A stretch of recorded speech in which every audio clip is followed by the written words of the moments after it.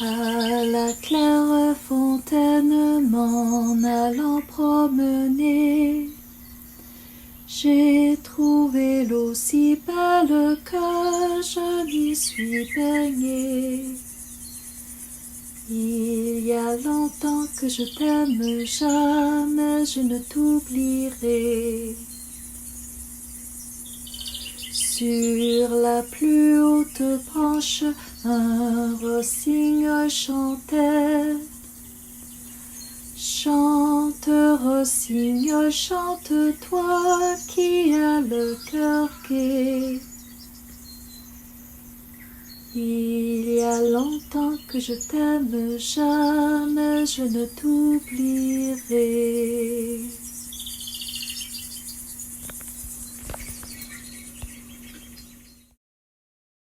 Hi, welcome to episode 35 of the Gentle Knitter podcast. My name is Nicole and I'm coming to you from Ottawa, Ontario. Today is Monday, September 7th. It's actually a long weekend here in Canada. It's Labor Day weekend, and I believe it's also, if I'm not mistaken, a long weekend in the States, and I think you call it Memorial Day.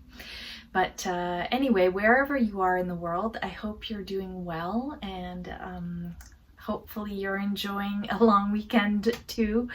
It's so nice to have that extra day to just do some catch up on making the house cozy or just resting. So that's certainly what I've been doing. It's lovely to be back here with you. I think it's been a little while since I last recorded. There's a couple of new things. You will have noticed that I finally recorded a new intro for the podcast. If you're wondering why I had to sadly remove my old intro, it's because I actually needed to do so for copyright reasons. The song I was using, they no longer could.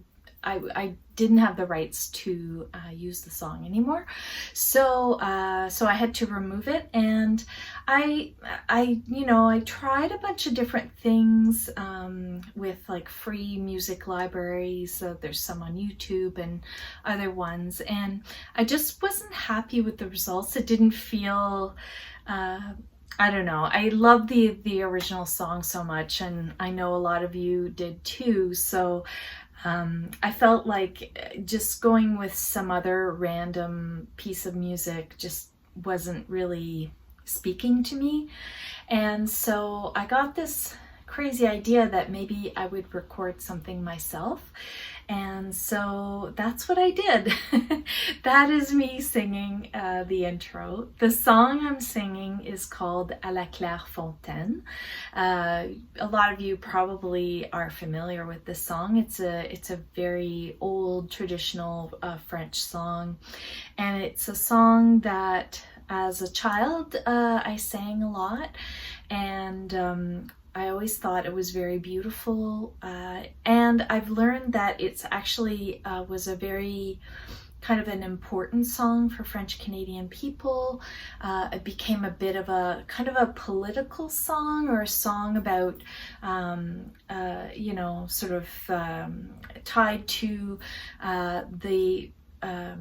the struggle that French Canadians had holding on to their culture, their language, and in particular French Acadians. So the Francophone speaking people in the maritime provinces of Canada are Acadians. That's where the word Cajun comes from. So when those people were deported, a lot of them went down to the Louisiana area, and so Acadian became over time Cajun.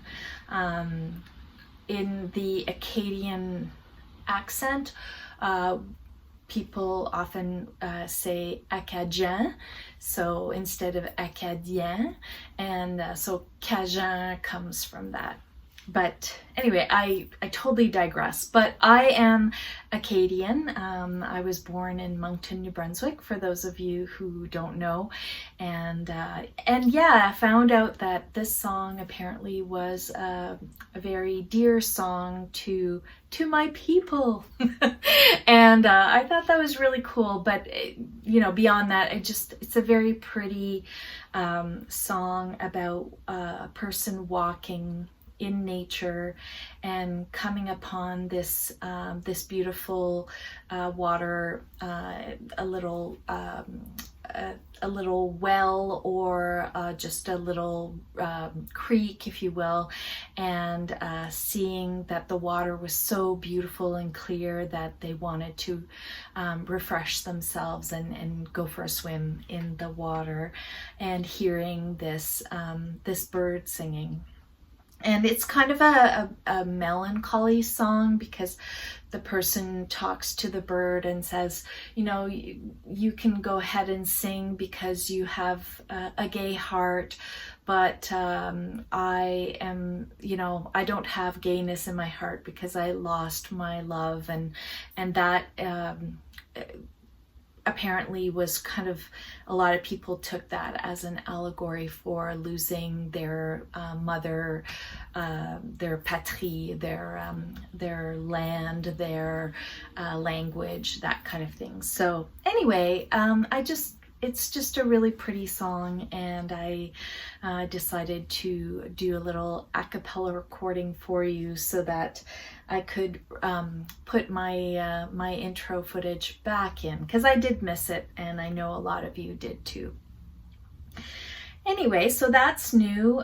Second thing that's new, or not new, it's actually this ongoing saga of mine, which I've talked about at length and won't get into a lot of detail here. But as you know, those of you who've been following me for a while, I've been having health problems this past year with my thyroid.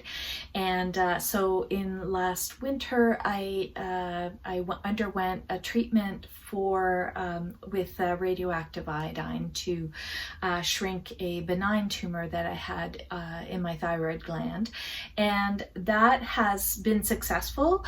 However, what it ultimately means is that now that the tumor has shrunk, my thyroid gland is no longer overactive, but now it has sort of transitioned into an underactive phase, which is permanent. So that is, I don't know if you want to say a side effect, but it's a trade-off of the treatment that I got, is that it can and usually does damage your thyroid to a point where you then have to take medication to supplement or to replace the thyroid hormones, or whatever your thyroid produces.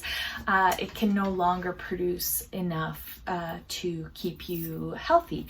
And so now I have just started taking medication to rebalance that, and I am feeling still rather unwell, but better. And so that's good. I know that I just started taking it. The doctor said it would probably be about 2 weeks before I really saw the full effect. So right now I have I have a lot of problems that I was getting in the spring: extreme fatigue, extreme muscle weakness, my back hurts pretty much anytime I stand or walk. So I'm back to not being able to go walk in the woods, which is super painful. Not so much physically, really more mentally or emotionally. I very much miss my my daily walks in the wood, but that's okay. It's coming back, and at least the positive thing is I've had a lot of knitting time, so I have a lot to show you today. So we'll get right into that. But beyond that, just want to mention that we're all three of us, I should say, Marcel included, were doing really well.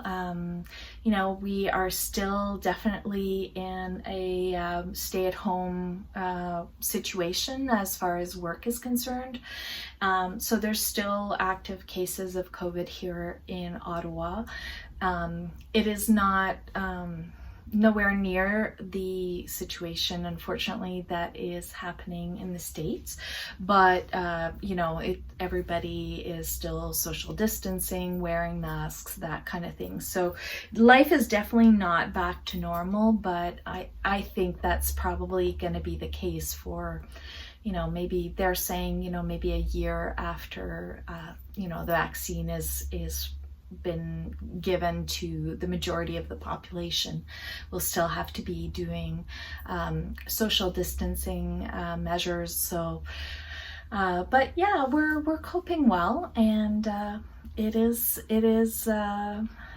these are very interesting times, but we're doing okay, and I hope that you are too. On to nicer things. I will show you what I've been up to.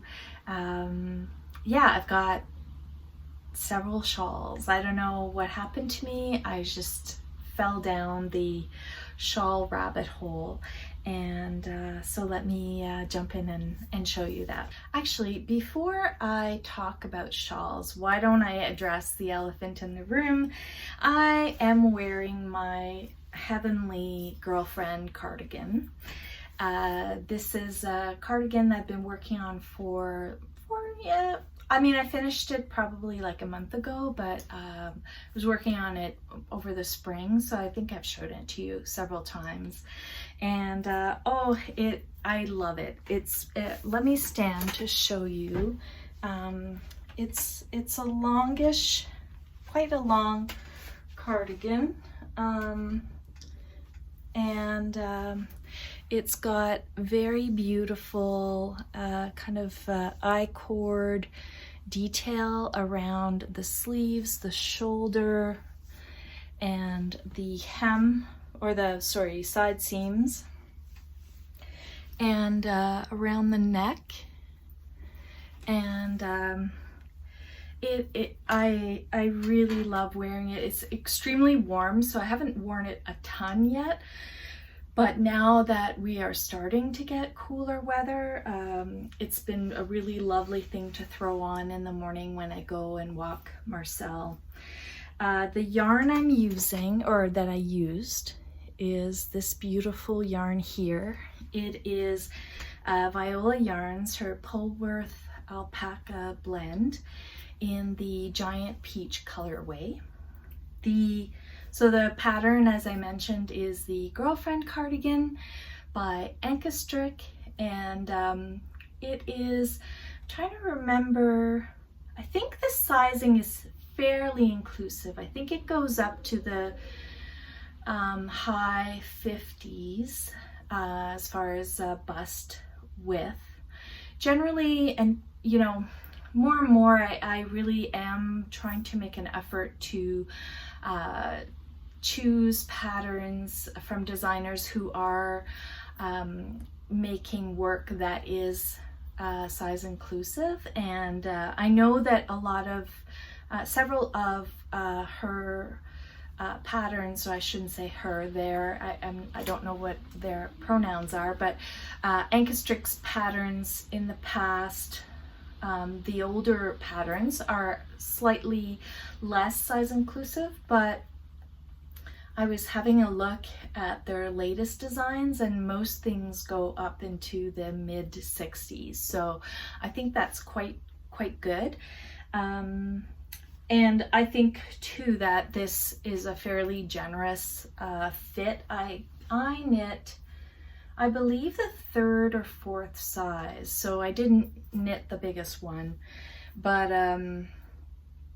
yeah, I love it so much. This yarn is super soft and very squishy, and because it's garter stitch, it holds itself really well. Sometimes I worry a little bit with yarns that have alpaca in it. Sorry, I don't know if you can hear that, but there is a storm brewing outside and the wind is just going crazy. Yeah, yarns that have a lot of alpaca in them can tend to sort of get really stretched out and sort of limp, you know, that doesn't often hold its shape. But this is just the right mix. It's got alpaca but Polworth, and it's a very like airy, poofy yarn, but that has good body to it. And I just think that it moves really, really beautifully. It drapes beautifully. I didn't alternate skeins, so you do see a little bit of a difference here, but honestly, like, I think it's showing up a lot more on the camera than it does in real life. Yeah, I don't really know what else to say about it other than it is like so easy to wear, and I really love how it sits on the body. It's got the drop shoulders, and the neck is just I don't know if you'll be able to see. Like, it's really just like the back is straight. There are short rows that make the back line come up, but then you're just the neck opening really starts from the middle down. And what I like about that is that it just creates a little neck that is it just kind of hugs here. I think because I have a bit of a neck bump in the back, I like that. It kind of feels like there's extra fabric there to kind of hug me in. So I tend to really like this kind of neckline, and I'm actually knitting 2 other sweaters that have the exact same feature. One from Ankestrick and the other one is a Marie Wallen, which I will talk about in a bit. So anyway, the girlfriend cardigan, I want 10 others in all kinds of different colors. I think like a cream one would be beautiful, or a soft gray. It would be great to have like a dark charcoal gray one, or a black. It's really just that kind of very casual and cozy and swingy cardigan that you put on, that you don't feel like, I'm never adjusting it, I'm never like pulling on it or trying to make it sit a certain way on my body. It's just there, which I really appreciate. So my girlfriend cardigan, I love it. So speaking of Viola, and actually I've got several projects today that feature Viola yarns just because I can't resist. She's probably, you know, she's definitely my favorite indie dyer and my greatest wool weakness. But I ordered some yarn from Emily early in the summer. She had an update, and she was featuring a new base called the West Country base. She offered it in DK and fingering, and it is a base that was actually spun or created by John Arbin Textiles in the UK, and it is a Exmoor, Horn, Blueface Leicester, and not Rambouillet, but trying to remember, Wensleydale. So it's a mix of different breeds, and I saw this color called Shell, and I just fell in love with it. And I have been on the lookout for yarn to replace a shawl that was my very favorite shawl. I talked about it in one of my early episodes.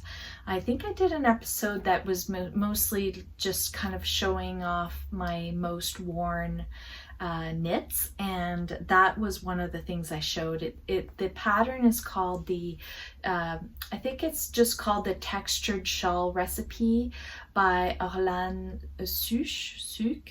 I never know how to say her name. But it's a beautiful, beautiful shawl. It's a free pattern. It's not really, it's a recipe. So it gives you the signposts. It gives you basically like the overall ingredients that you need to make this shawl. But there is, it's a very easy pattern.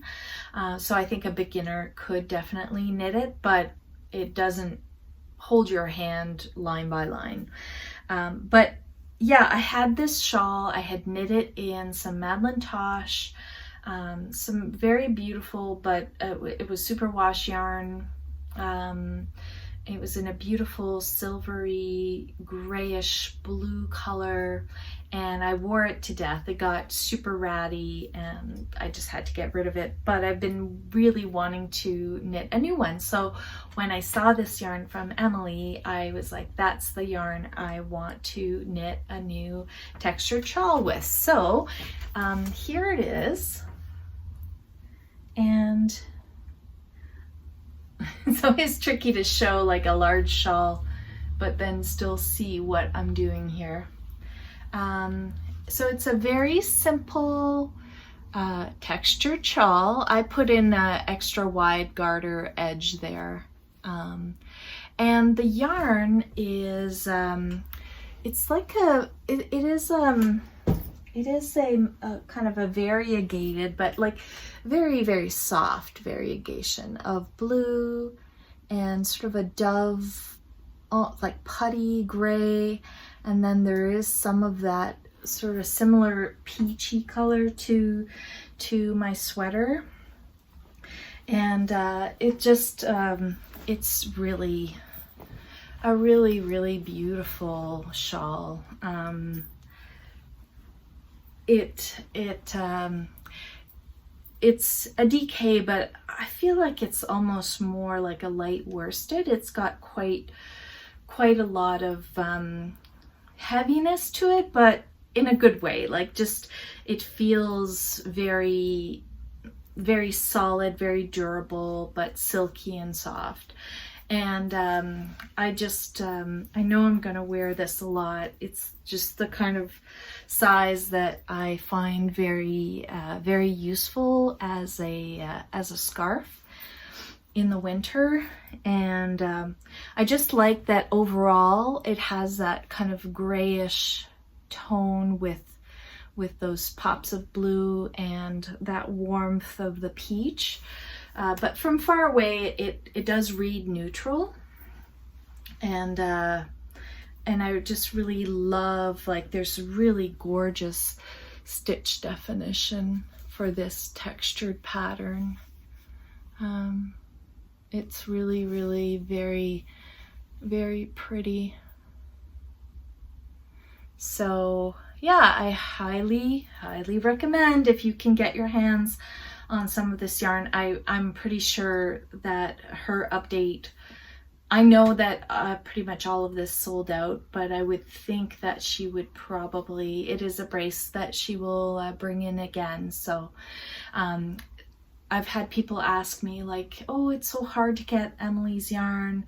I might have mentioned this in the last episode, but what I recommend is that you subscribe to her newsletter, because then you will get a notification that she is doing an update, and then set a timer. And you know, if you get on like as soon as the sale opens, chances are you'll be able to snag what you're looking for. But anyway, it's definitely worth it. It is pricey for sure. It's not, I realize this kind of yarn is not in everybody's budget, and I feel very fortunate that I have the means to occasionally indulge in this beautiful, beautiful yarn.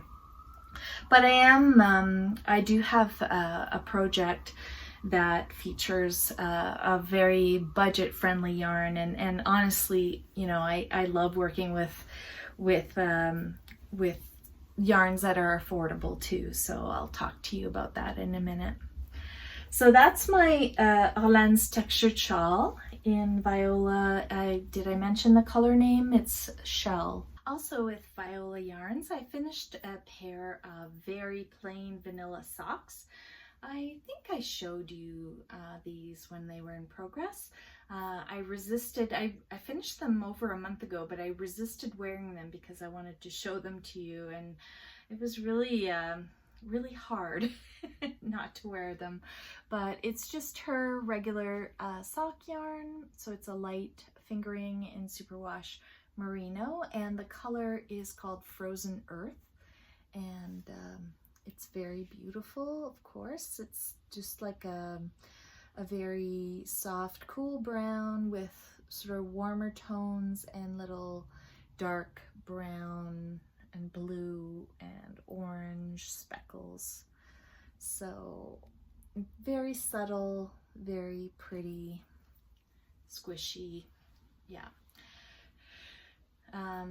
I just did my regular little edging on my heels here. So what I do is when I knit my heel flap, I will work the first and last 3 stitches in garter stitch. So you've got your flap, and you know, you're working back on the right side and the wrong side. So I knit those 3 stitches regardless of whether I'm on the right side or the wrong side. So I do like this little column of 3 stitches of garter on either side, and then when I go to pick up stitches to do the to turn the heel, or to do the gusset, I mean, then you are just picking up those little purl bumps. So it's really easy to pick up, and I just like that little line that it creates there. And the last project that I am working on that features Emily's yarn is a shawl that I'm making in her, so this is the West County base, but in the 4-ply like fingering weight, and the color is called Sweet Dreams, and it is a brown based pink that has very warm bits and some kind of dark blue bits, some pops of like a sort of a hotter pink, some purple. It's really very beautiful. And so here's the fabric that it's creating. The shawl is another shawl that was a favorite of mine. It is called the Line Break Shawl by Vera Valimaki. And again, another shawl that I had knit early in my knitting career. I think it might have been my first quote unquote lace shawl that I ever knit. And I love that shawl so much. I didn't wear it as a shawl at all. I wore it really as a scarf, and I wore it a ton and I lost it. So I really wanted to knit another one, and so this beautiful yarn felt like the right yarn for that shawl. And so it's super easy, just a bunch of eyelets in kind of a sort of a spreading pattern. It's slightly asymmetrical, but when you're wearing it, you know, all bunched up, it just looks like it's a shawl that has a lot of eyelet stripes. And it's really very easy to wear. I love the shape of it. Is kind of a great scarf shape, and so I think it'll be very pretty with this sweater. It'll be pretty with I have a navy blue coat. I think this will look really great. So yeah, it's kind of like revisiting all these other shawls that I've knit before. It's kind of like To All the Shawls I've Loved Before, like that Willie Nelson song. But anyway, this is it's a lovely mindless garter stitch project. The next thing I'm working on is another cardigan that is really echoes the shaping of this one for good reason. It's also by Anka Strick, and yeah, if you sense a theme, it just feels like I'm always talking about, you know, the same designers and and the same colors and same shapes, but hey, you know, you like what you like, and hopefully if you're here, it's because those are things that you like too. The sweater is called the Great Love Cardigan, and so it has a similar shape to this, except it has a beautiful big like shawl collar. And the construction of it is really interesting because similar to this one, you're knitting the back piece that kind of comes up here with short rows, but you're also having to integrate that huge collar. So so this is part of the collar, but there's live stitches here that will get picked up and worked with the body once, I guess, once the front is picked up here. Right now what I'm doing is I'm knitting the body. It's a really interesting construction, similar to some of the constructions that Elizabeth Doherty uses. She used, for instance, on my on the Woodford's cardigan that I knit, and I really enjoy those kinds of projects where you know, you just have to follow the pattern. You're not sure where you're going. It's a little bit, it's not sort of intuitive, but at the same time it's so well written that you know that if you follow the way it's written, it won't lead you astray. And honestly, with this pattern, I would say, you know, 99% of the finished projects that I saw looked beautiful, and you know, the project notes, it seemed like, you know, people in general had a good experience with the pattern. So for me, that tells me that, you know, I'm probably gonna be successful too, hopefully. So the yarn I'm using is this is a very affordable yarn. It's a yarn that's produced by a farm called Lismore Sheep Farm. And I just checked on their website. They have lots of stock, and I think they are charging $6.75 Canadian per skein, and there are 180 meters in a skein. I bought this yarn a long time ago. I actually bought it to make my husband a sweater. And I did knit him a sweater, and I actually used it double because he wanted like a super duper heavy like coat like sweater. And so I bought tons of it because it was so inexpensive and really nice, and knit his held double, and I still had enough left over to knit myself a really big kind of coat like cardigan. This is the charcoal color, and it's really gorgeous yarn. It's that very rustic. It's not soft, but it also is not something that is irritating. Like you feel it. It definitely has a wool sensation against the skin, but it doesn't prick you, you know, it doesn't make me, oh God, so itchy, you know. It's just it's got that good rustic quality. It's got, you can feel there's still some lanolin in the yarn, so it's not heavily processed.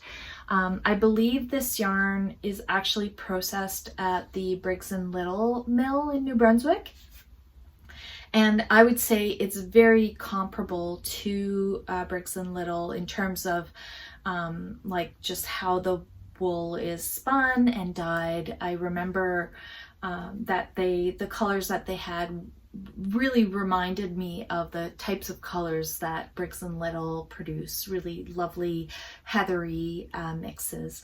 But yeah, like you know what, this, if you're, especially if you're American, like the exchange rate, you know, like under $6 for, you know, almost 200 meters is a very, very good price. And it's, like I said, it's really beautiful stuff. So I highly recommend it. Yeah, it's, I forgot to say, it is, their sheep, they have Dorset sheep. So that's what the fleece is, for this yarn. Very beautiful. So I'm just at the beginning, but I am very much enjoying it. I would say that for this yarn, I think it's a great yarn to make like a sturdy cardigan that you would want to wear as an outer layer, or just as a over something else kind of thing. It's not like super drapey, or you know, it has a lot of body to it, so it definitely falls into the rustic category, but I love that kind of stuff. Speaking of rustic and of beautiful farm yarns, I started a hat that is just a beautiful symphony of texture. The hat is called the Toonsmall hat by Donna Smith, and she's a, sorry, I'm just catching my stitches here. She's a designer living in Shetland, and I love her designs. She's designed a scarf and a wrap that goes with this, with the hat, and I really want to make it. It's I don't know, I just love this kind of chevron, simple texture. And I mean, this is the perfect pairing of yarn and pattern. The yarn is by West Coast Color, and they do this beautiful heritage blend, and it's a worsted weight out of their CVM Rommeldale sheep, and they have, I believe, 4 natural colors. So they've got this, I think it's called vanilla, and then they have a light chocolate, which is kind of like a light brown that tends on the cool side, so there's probably quite a bit of gray. They have a caramel color, which is lovely, like brown, like a caramelly brown warm gray. And then they have a dark chocolate, which is, again, tends more, from what I can see on their website, on the cooler side, but a darker version of their brown. This yarn is really not at all like this yarn. This yarn is very soft, very round and poofy and springy. And even though it's poofy and fuzzy, it still has gorgeous stitch definition because it's so round. It's very light and very soft, and I absolutely love it. I would die to get enough to make a Gansey, a traditional Gansey. I think that would just, this yarn would be the perfect yarn for that. So West Coast Color is a company or a farm in at the other end of the country here in Canada, They're on the West Coast, and they have quite a lot of really beautiful yarn. They have some, I think they used to dye a lot more superwash, and now they're offering a lot of these rustic natural yarns, and the colors are also really beautiful. Like they because I believe that all of their jewel tones are dyed on the natural gray yarn. They're very rich, and like they're super saturated, but they're but muted at the same time. They're the kinds of colors that I really, really love, but the naturals for me are where my heart lies. So this has been a really super comforting and joyful thing to work on. I forgot I have one more thing that I've done with Viola yarns. It was just done with my sock leftovers. Not really knitting, a bit of an aside, but I decided to cover my headphones. I still have the older style corded headphones. I really don't trust myself with the cordless ones because those things are so, first of all, expensive, but just I know I would lose one within the first week of having them. So I'm just gonna stick with these. But the annoying thing with these is that they always get tangled, and so what I've done is I've covered my cord with some with just like some yarn. So this is the same sock yarn that I use, the Viola sock yarn in the Frozen Earth colorway, and I crocheted. I did kind of a crocheted covering. If you go on YouTube, there are many videos that show you how to do this. It's super easy. It's a little like it takes a long time because there's quite a lot to cover there, but I love the way it looks, and it really does a good job of keeping these cords untangled. I could cover this part too. However, I worried that like these don't always stay all that well in my ears, and I think if I had a covering on this part too, it would make it a little stiff, and they might fall out of my ears more easily. So I didn't want the extra weight to kind of encourage that phenomena, so I didn't cover this part. But you know, just having this part covered, it really does a good job of keeping them from tangling when they're in the little pouch. This beautiful pouch was made by my friend Amanda Rataj, who does incredible weaving work, and I really love this pouch. So I use it to kind of house usually I'll put my phone in here, my headphones. I even have my super ancient old school iPod. Yep, it still works. It works great, actually. And what I like about this, and the reason why I hang on to it, is that it has a ton of music that I transferred from our CD collection.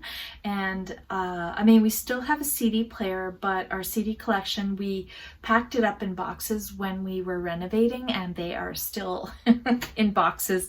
And honestly, I mean, oh, we have so many CDs, and it just, like, where would we put them? So I think they're just probably gonna end up staying in their boxes. But until this thing, you know, peters out, I have that music on my trusty vintage iPod. One other sort of random thing I wanted to show you is a little gift that was sent to me by a maker. Her Instagram and her company name is called Furrow in the Moon, and she makes these beautiful printed prints. Basically, she does artwork.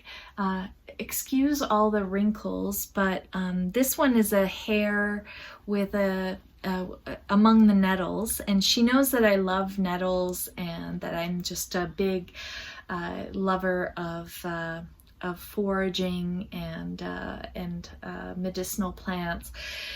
And so you'll notice perhaps that there are a couple of stains on this. I'm showing it to you anyways, and it is kind of a shame that I've stained it, but at the same time not. And the reason why is that I like to use these kinds of kerchiefs to wrap up a snack. That if I go for a hike, a walk, I always want to have a little bit of food with me, and so I'll put in a little, like a sandwich or piece of cheese and an apple, and I'll kind of just like wrap it up, tie it up, and away I go in my backpack. And then when I'm eating, I've got this little almost like a little tablecloth that I can sort of set my food on.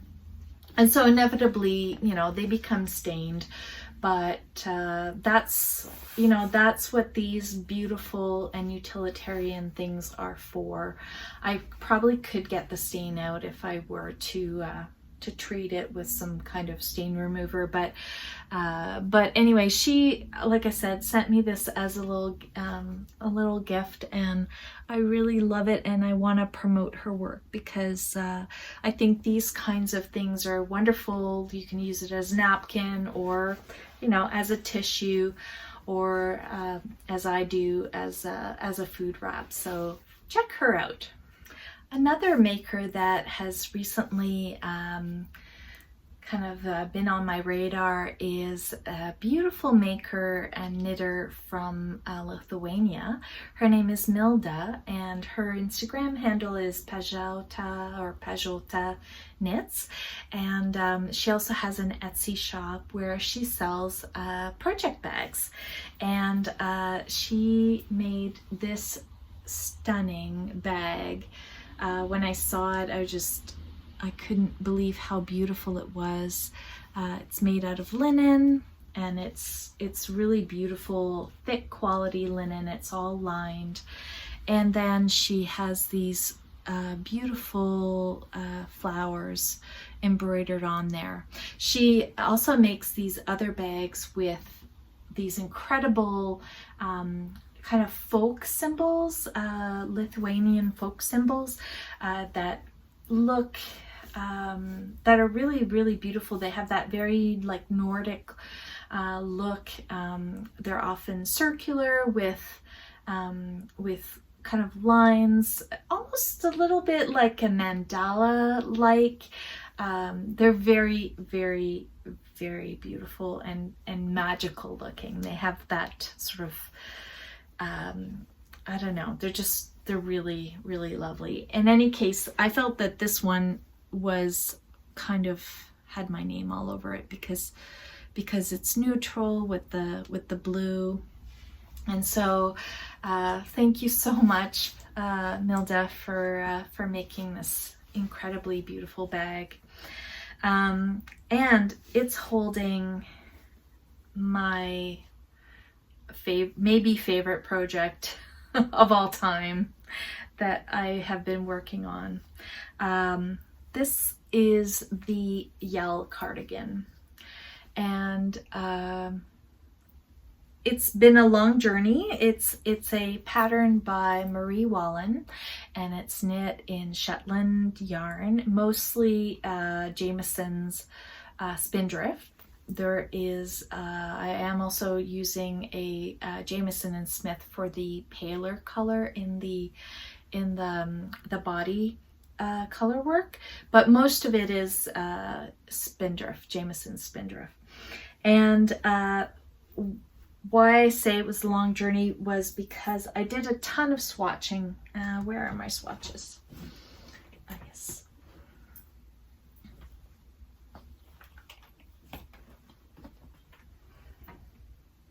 yeah, I did a bunch of swatching for this. I have a lot, a lot of Shetland yarn. So whenever I'm doing a color work project, it's almost like I just have an embarrassment of riches, which sometimes can make it in some ways harder to pick out a color palette because I have so many choices and because I could go in so many different directions. The original sweater, the colors are really beautiful, and you know, I probably didn't have all of the original yarns in my stash, but I could have made substitutions and gotten pretty close. But I don't know, I just for the body, at first I was kind of leaning towards using this brown yarn that I have quite a bit of in my stash. So I had done this little swatch, but I felt that it was a little too contrasty in the body. The thing about the original is that the body patterning is 2 colors of gray, and they're quite similar, so you just get a very soft contrast. And so I felt like this was a little more contrasty than I wanted. And so anyway, so that was kind of a test more to try out the body and sort of see what it would look like with some of the lower part patterning.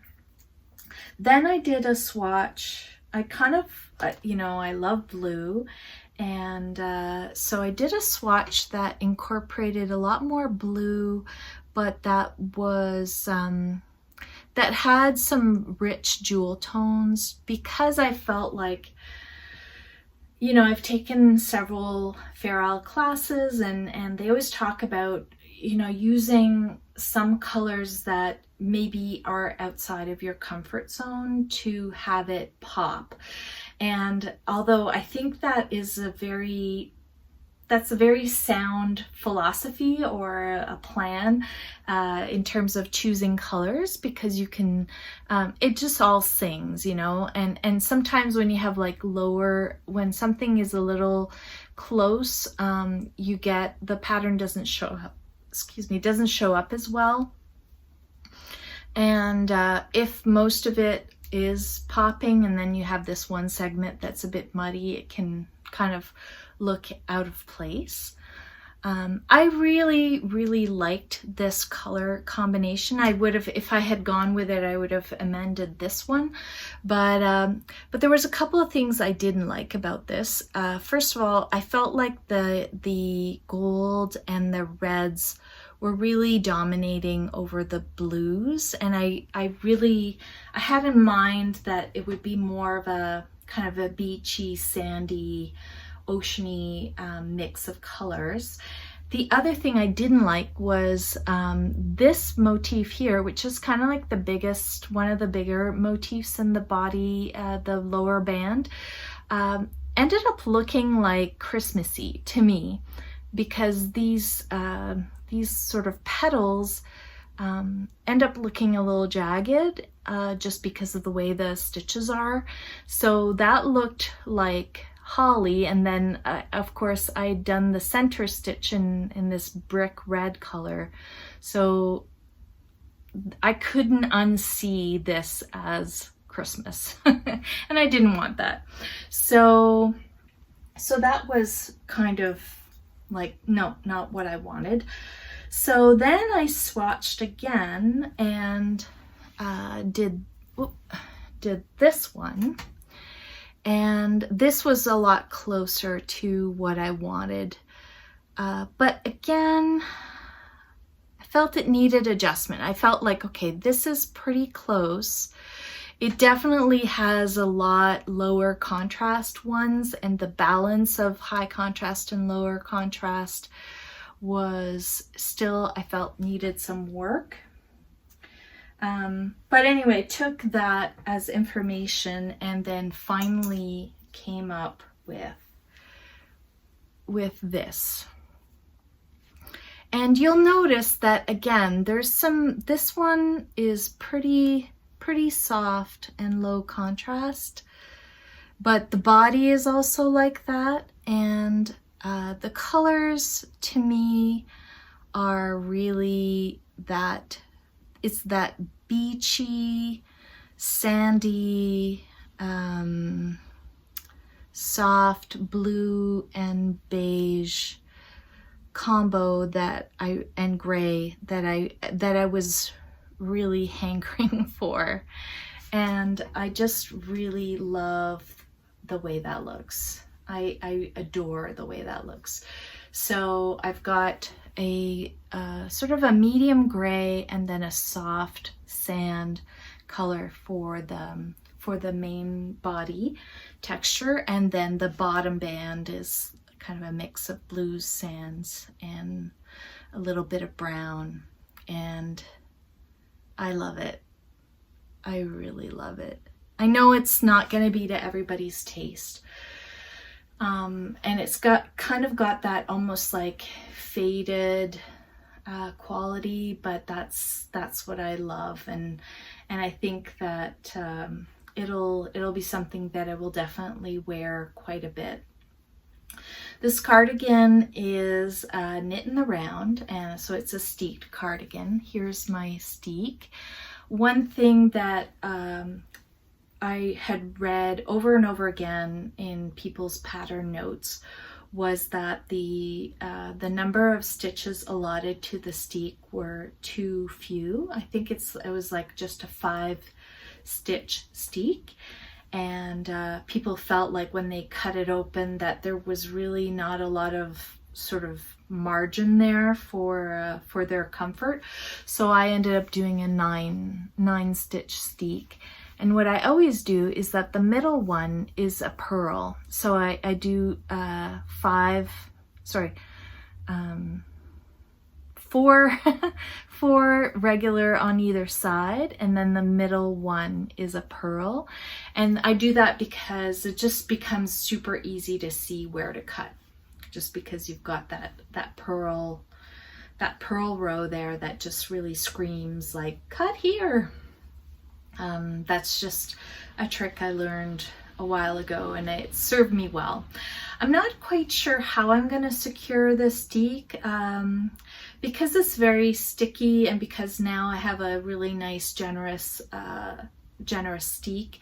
I might not secure the ends. I might just cut it, and then I always like to finish with a ribbon inside, so I will have a ribbon placket on either side to kind of sandwich in those raw edges, and I think that will be more than enough to secure the cut edge. This is flying off my needles. I started this maybe like a week or a week and a half ago. I mean, not the swatching, that was a long drawn out process, but the actual sweater part, I've been working on this pretty much non-stop. The good thing about this pattern is that the motifs are not very wide, so they're very easy to memorize. When you start that row, it's, it'll be like 3 2 3 5 3 2 3 5, like that kind of thing, that kind of repetition. And so you kind of just like go on the sequence that you're, kind of read the first repeat, and then you're good to go for the whole row.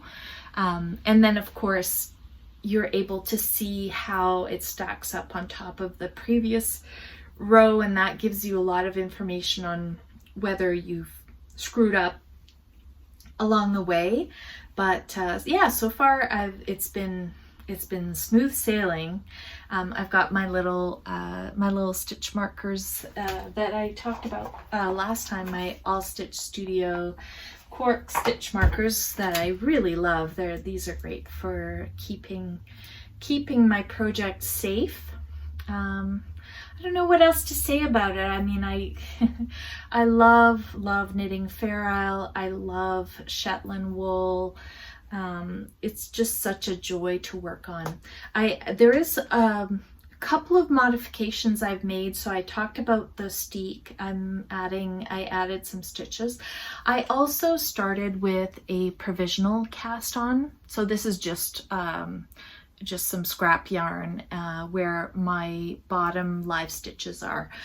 The reason why I did that is because the original pattern, which I have here, so I guess I should have shown you. This is the cardigan I'm knitting, and the original pattern has a very narrow bottom edge done in seed stitch. I love how that looks. However, from what I've read, this is the book, sorry, Shetland by Marie Wallen. It's full of incredible gorgeousness.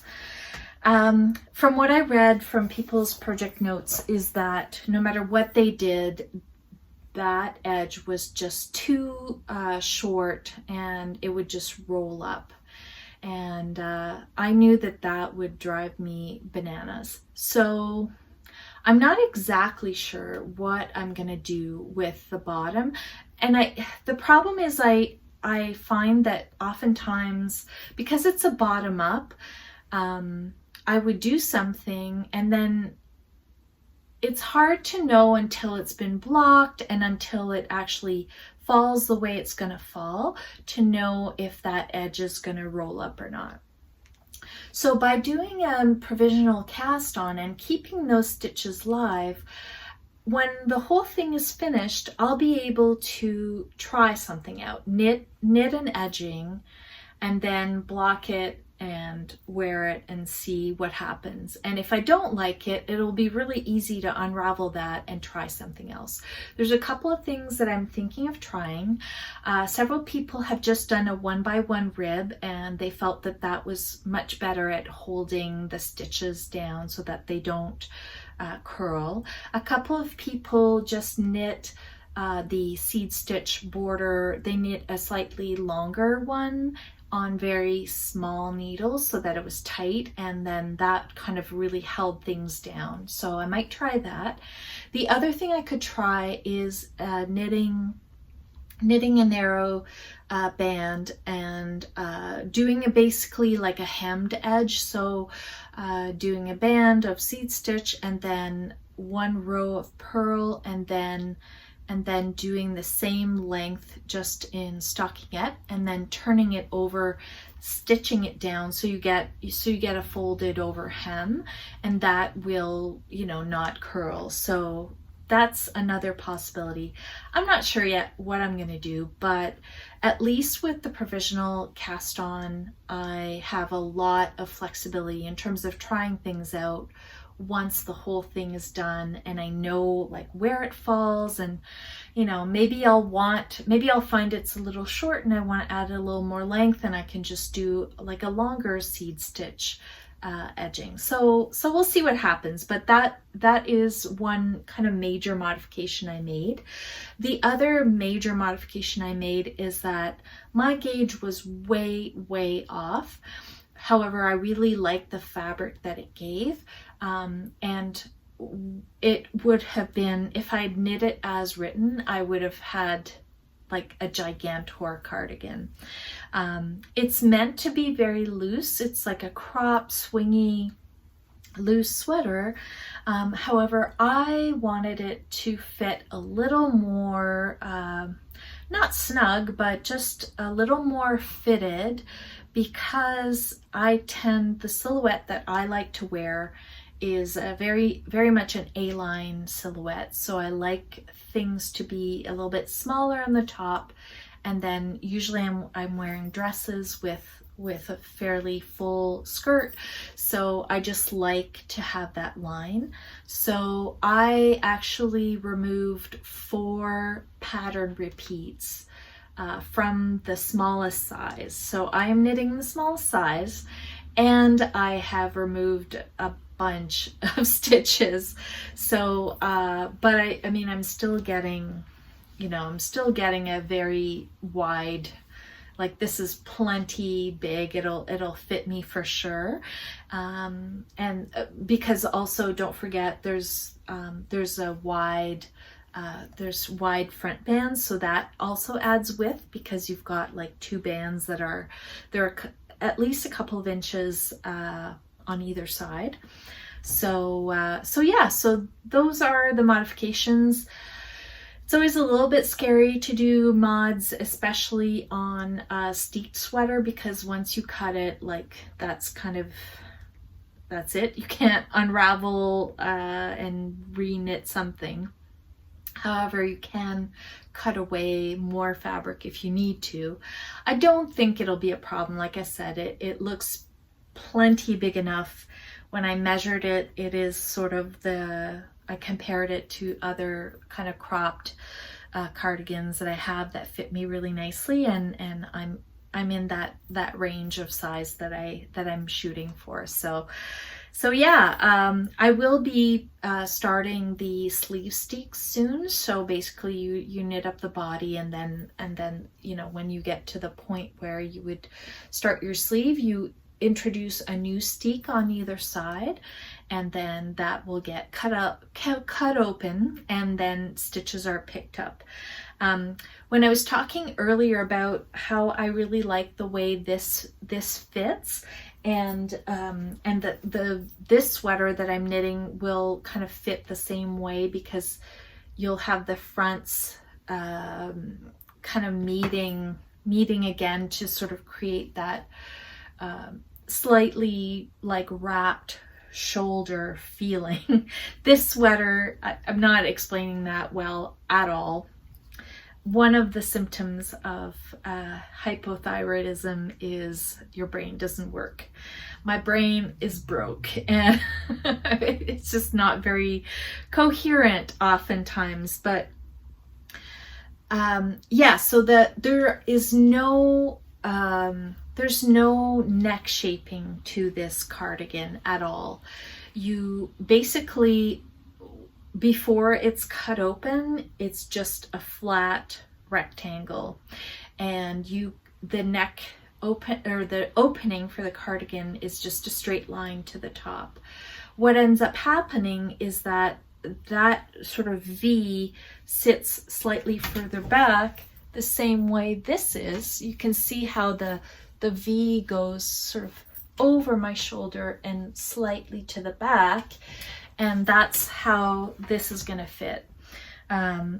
When reading people's notes, some people really didn't like the way that fit on them, but with this, I know that is actually a shape that I really like. So anyway, I'm as you can probably tell, I'm super excited about this.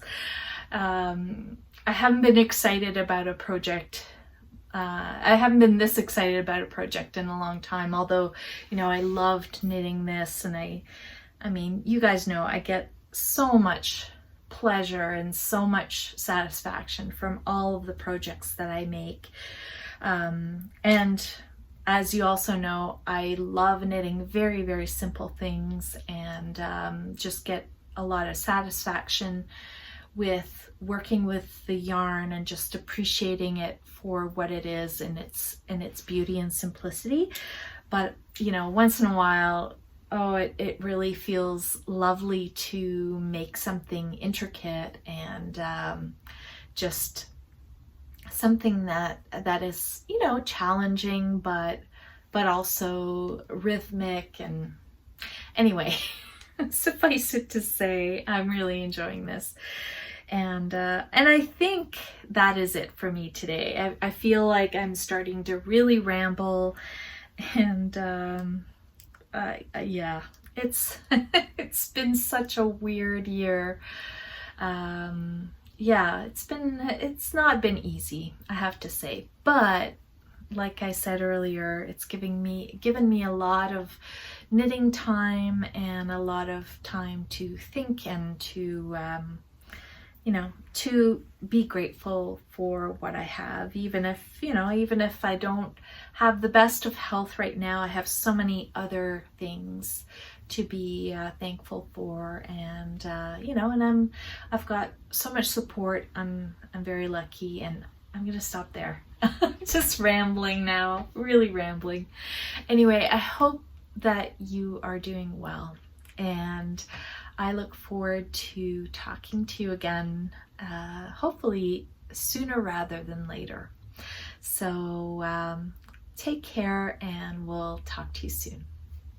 Bye.